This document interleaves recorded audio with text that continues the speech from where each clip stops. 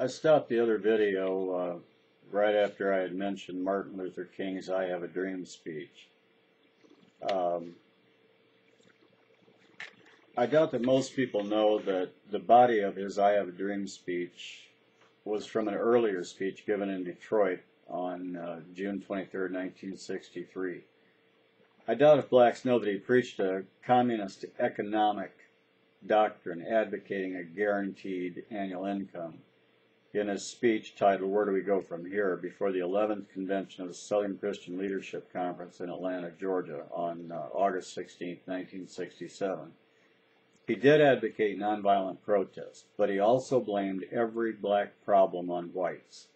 In that regard, he is no different than Jesse Jackson or Al Sharpton. We call Jackson and Sharpton welfare pimps. What does that say about Martin Luther King? How many people know that Martin Luther King was at the end of his road? He preached nonviolent protests. By 1968, young militant blacks had taken over. The Black Panthers, the Black Muslims, the Nation of Islam, and others were advocating violence against whites and burning cities to the ground. Martin Luther King could hardly get a group of people together for a march. His day had come and gone by the time he was assassinated. Marcus Garvey was a very dark-complected black man born in Jamaica on August 18, 1987. He wrote an article titled "The Negro's Worst Enemy." And to avoid boring you to death, I will tell you that the enemy, in his opinion, was other blacks. He'd lived in many different countries, ending up in the United States. He was a very well-spoken man, although he was biased toward himself in his writings, as anyone would be. He formed the Universal Negro Improvement Association and the Black Star Shipping Line. After being betrayed many times by other blacks, he finally wound up in the Tombs prison in New York. He rightfully blamed other blacks for his failure.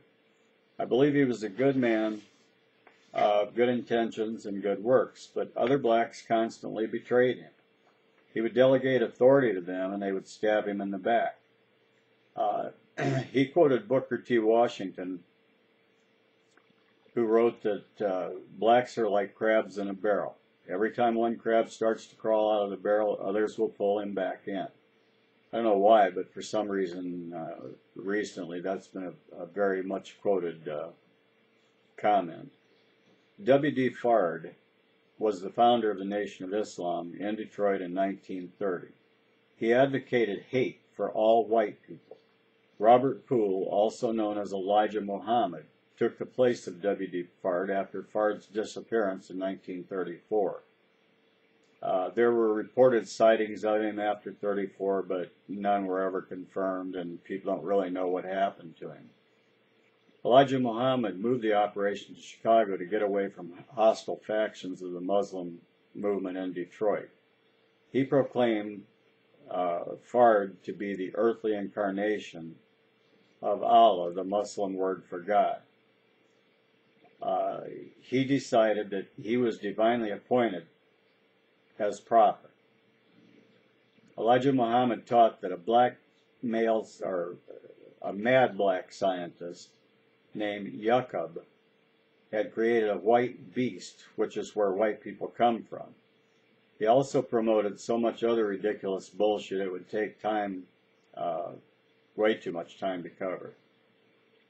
For acts of sedition, conspiracy, and draft laws violations, he spent 4 years in federal prison from 42 to 46 in Milan, Michigan. In the early 1960s, Malcolm X from the New York Temple overshadowed Elijah Muhammad. After Malcolm X said JFK's assassination was a case of the chickens coming home to roost. Where have we heard that lately? Jeremiah Wright? He was suspended by Elijah Muhammad. Malcolm X was. Many factions of Islam split after Muhammad's death on February 25, 1975. His place was taken by his son Wallace Muhammad, but the largest faction that retained the name the Nation of Islam was taken over by Louis Farrakhan, also known as Louis Eugene Walcott, also known as Calypso Louis, born in 1934. Malcolm X black civil rights leader, was a major advocate for black separation. Malcolm X, also known as Malcolm Little, was born on May 19, 1925 in Omaha, Nebraska. He dropped out of school at the age of 15. He began a criminal life that included gambling, selling drugs, burglary, and hustling. In 1946, Malcolm was sentenced to 10 years in prison for burglary.